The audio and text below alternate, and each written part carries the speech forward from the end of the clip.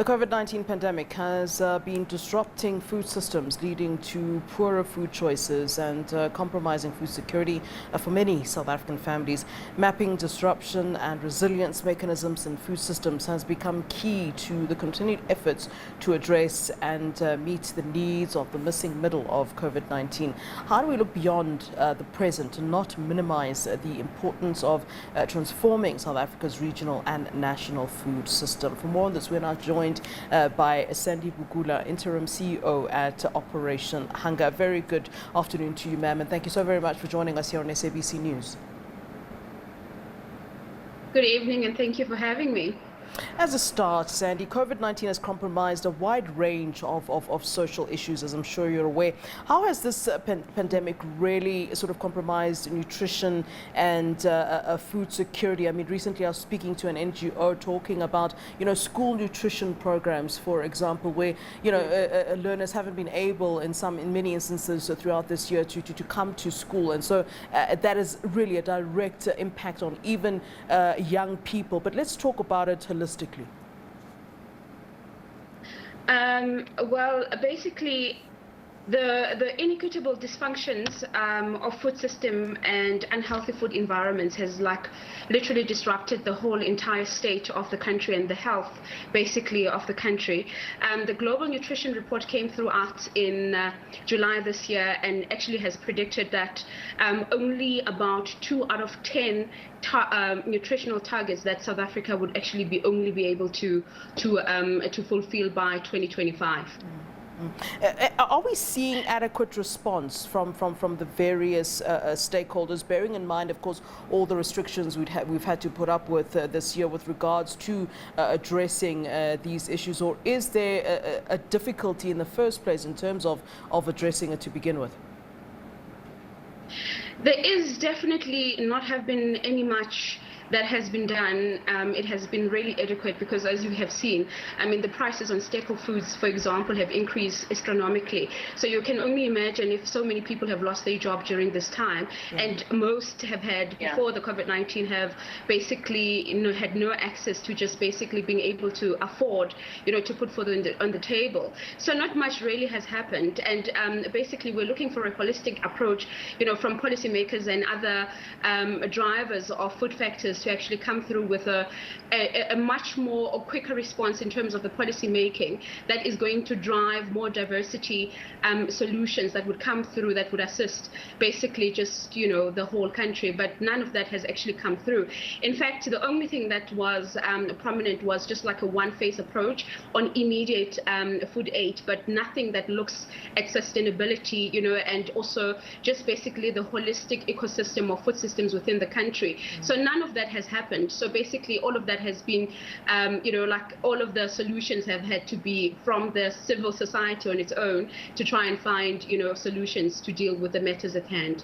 I was reading an article where they were saying that things will actually be worse in 2021. So although we can be optimistic, it does seem as though things might be a little bit worse as we kind of feel the effects of 2020. I mean, you mentioned the fact that people have lost their jobs this year, and some might have been able to cope this year. But as we move into the next year, what exactly should we be doing, or should governments be doing, or those that are able to help be doing at this time in anticipation of what might be perceived as a worse off year as we enter 2021? I think one of the biggest thing is to basically diversify,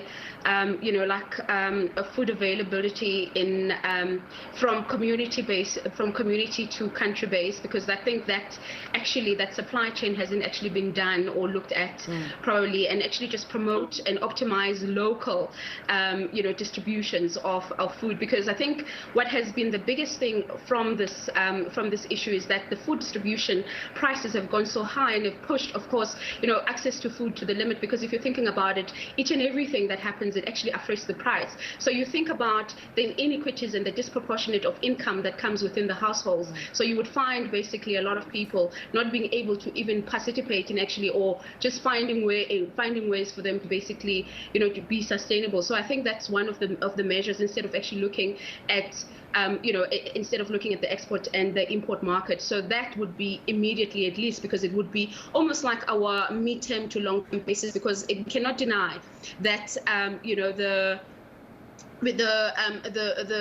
what you call the gains that we've made, to addressing poverty, malnutrition, as well as basically having proper nutrition, have been reversed by the COVID-19, and actually explicitly so.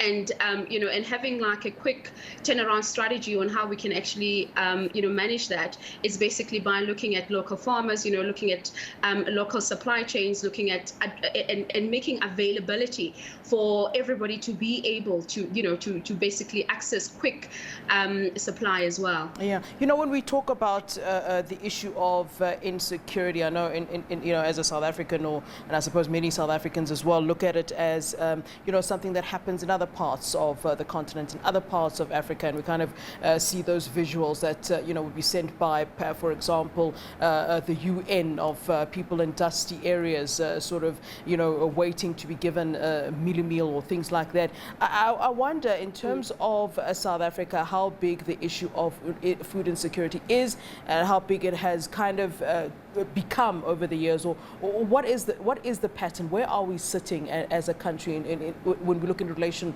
to the entire continent? According to the global nutrition standards, we're literally sitting at 0.3, meaning basically we have a lot of people that are insecure at the moment with food. But I think basically where we need to look at this, because South Africa has been dynamic, and the way that we measure food security for the country is directly having food on the table, and that is through a monetary value, because most of us, or most of the country's population, does not necessarily own land to basically start with subsistence farming on their own. So that's basically one of the, so we've got so many factors that actually impact the drive of being completely secure in terms of our food secure in the country, and actually just having people have direct opportunities to basically sustain themselves. All right, Sandy, a great pleasure speaking to you as always. Thank you very much for your time. Sandy Bukula, Interim CEO of Operation Hunger.